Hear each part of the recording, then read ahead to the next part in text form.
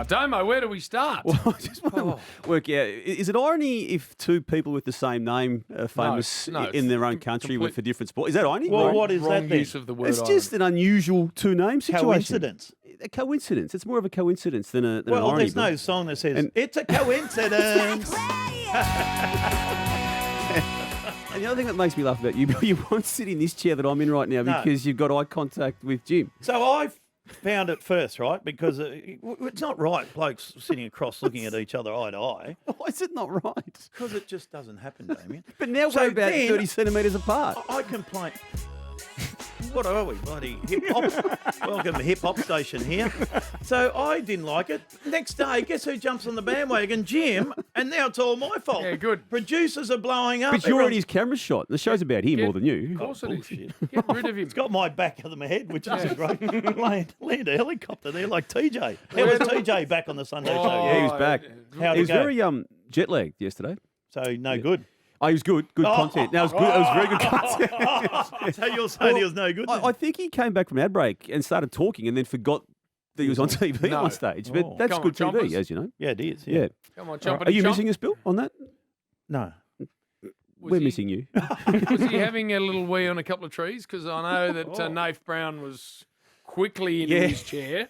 So was he re-establishing himself, the Chompers? There was that alpha male sort of arrangement at the meeting where it was we had no illusions as to who was leading the meeting yesterday than the show. So move on, he was Nath. back. Yeah. Hey, now, what did you enjoy over the footy weekend? I like the fact there were three lesser lights in inverted commas who managed to kick 6 goals for their clubs. We may as well start with Cozzy Pickett, who probably put together the best game of footy that he's played, and his team Melbourne needed it, and he did too yesterday in Traeger Park in Alice Springs.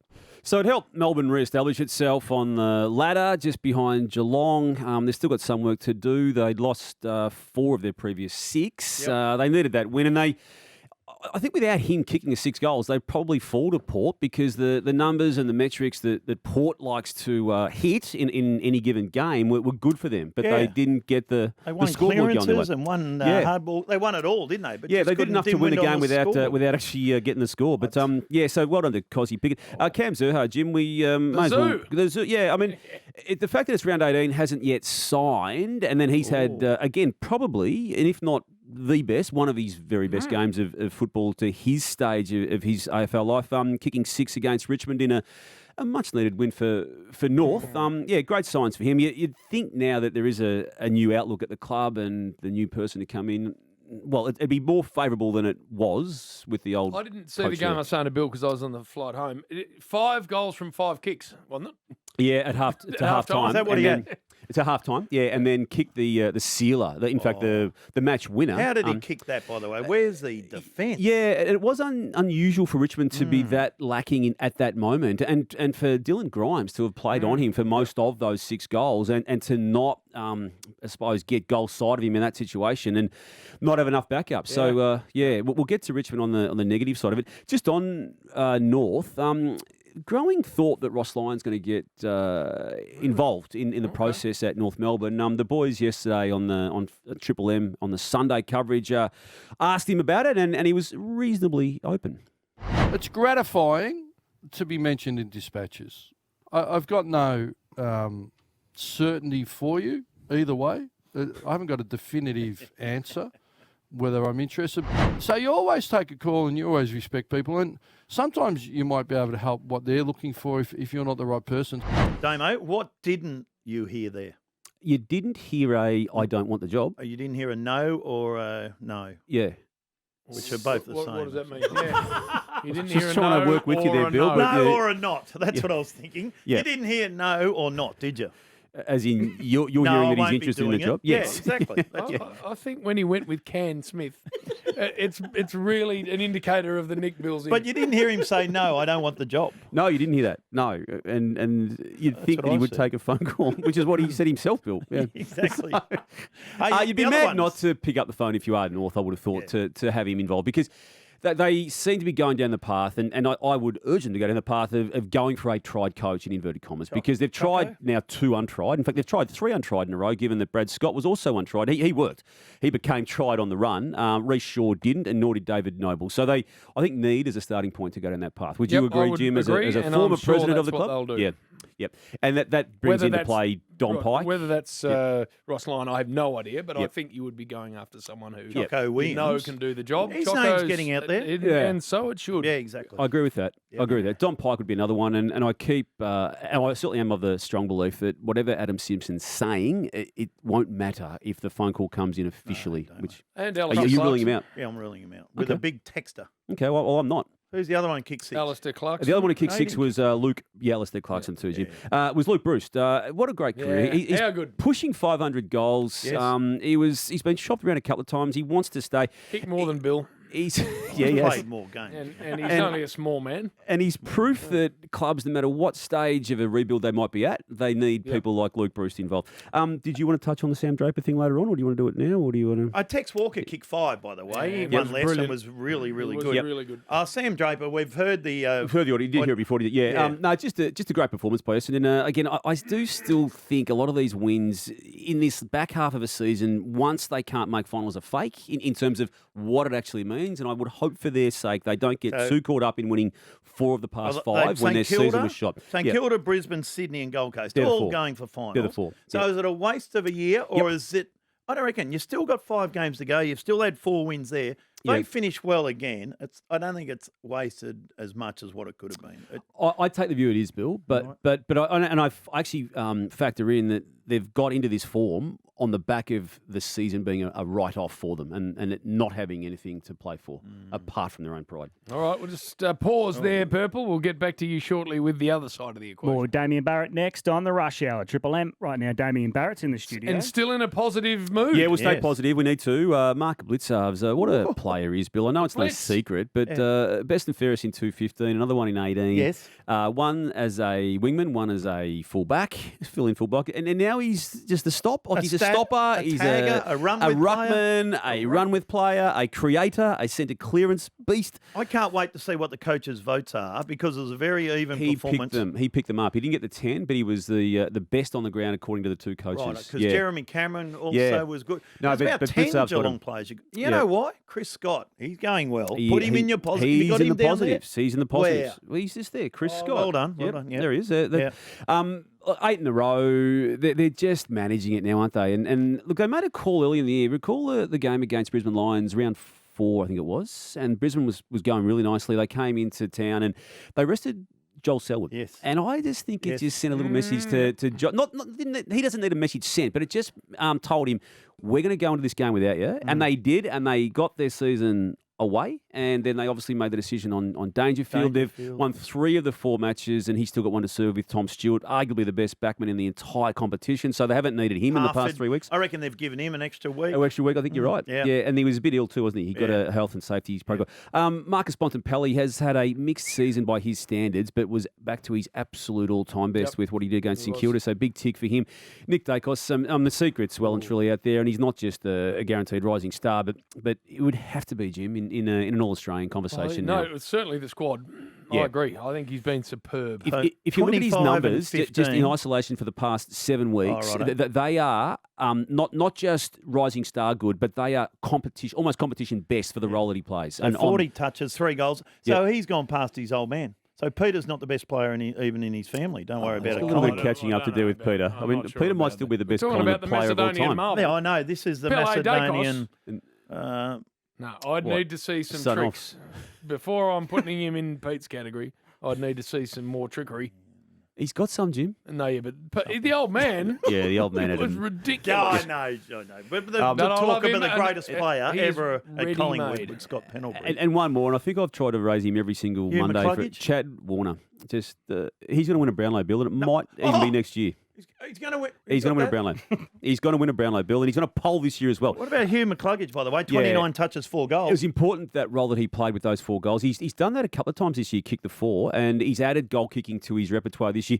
That was a danger game for Brisbane. They came out of a rough patch there with illness and injury and few things going on where people were getting frustrated. But again, they only beat GWS when you look at it on paper, but they just needed a win, and he was crucial to it. Now, the negatives, St Kilda's a mess, a complete and utter mess. It's disappointing, that. Yeah, to concede, as you called it, Jim, that the first 7 goals of the game against Western Bulldogs, and it's a form line now that is worrying, because in 4 of their past 5 matches, which they've lost, they have conceded 7 or 6 consecutive goals in 4 of those 5 games. And you do not win games of footy when that happens. No. It can happen because we've seen it happen throughout the course of the year, but you can't do it as regularly as that, given they got to 8-3 at one stage, Bill, and were pushing for a top 4 spot in that particular round. Well, they were 4th at the bye. Yep.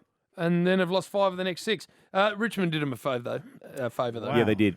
They did. They could have really distanced themselves, Richmond. Yeah, they could have. Last couple of weeks. You add the North loss on the weekend to the previous week with the Noah Anderson after the goal, after the siren goal, to just have a nightmare fortnight where different losses. I mean, they conceded the last 3 goals of the game against Gold Coast Suns. They kicked a heap in the last quarter against North Melbourne, but the damage was done by their own failure to kick accurately in both matches. And if you go back even just prior to that, to round 15 against Geelong, they were 3 goals up in that game in the last quarter as well. And against the Swans in round 11, they were 5.5 goals up after half time in that particular game. So it's made that final spot interesting. I mean, they could have shut the gate if they won those 2. So at least now there's an interest in who's going to end up playing. And they might still be the best place to get it, mightn't they? They've somehow finished round 18 in that particular spot.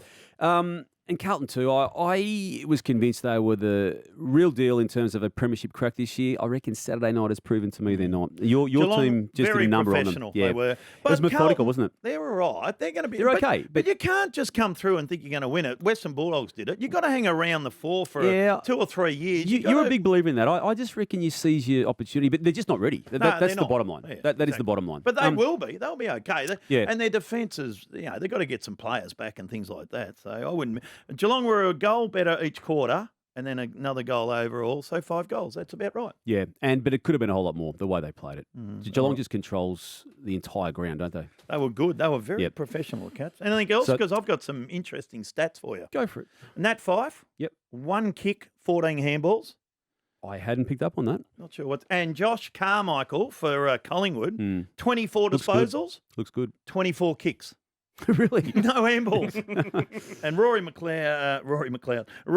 Laird had 20 tackles, and young Berry had 17 tackles. Plenty going on over there. That wasn't a bad game. It was a very good game, actually. But the weather contributed to that. It got very heavy, the rain at times, so the ball was on the deck. No, I liked it. Tell me, Jack Ginnivan, how are you assessing the way he's being umpired? You don't like to say this, but he's being umpired differently to every other player, I feel. And the rules are the rules, but he is not getting the free kicks he should get. And I reckon even on the weekend too, Jim, the free kick that was paid relatively late, where he was done for holding the ball, he didn't even have it. It was behind him, and he didn't actually bring it in either. So, I mean, there's clearly an awareness which is subconscious, I would think, in the opponents, the way they tackle him, but also the umpires. I think they just see him there. So. Well, what worries me is if you pick the ball up and then you go searching for a tackler's body with your head, we've got to get that out of the game. Yeah. Not only does it look horrible, but it's dangerous. Not good for him. Not good for concussion, not good for potential spinal injury.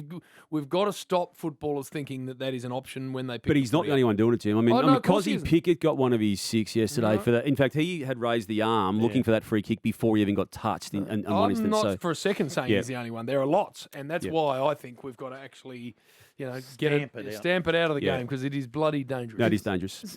Will Carlton what's he called? Hayes, yeah. Unlucky to get 2 weeks for that. I thought he was, Bill. And for those who haven't caught up with it, it was a tackle on Menegola, who was subbed out of the game. But I didn't see much in it. And I've looked at it now 15, 20 times like a lot of people. And to get 2 weeks for it, I'm surprised. As we speak, we haven't yet been told what Carlton is intending to do with it, if anything at all. But they might just take the view that the concussion or the subbing out of Menegola may actually work against them regardless. But I'm with you, Bill. I thought it was a bit harsh. No, so have we seen goal of the round? with Draper? I think we've seen.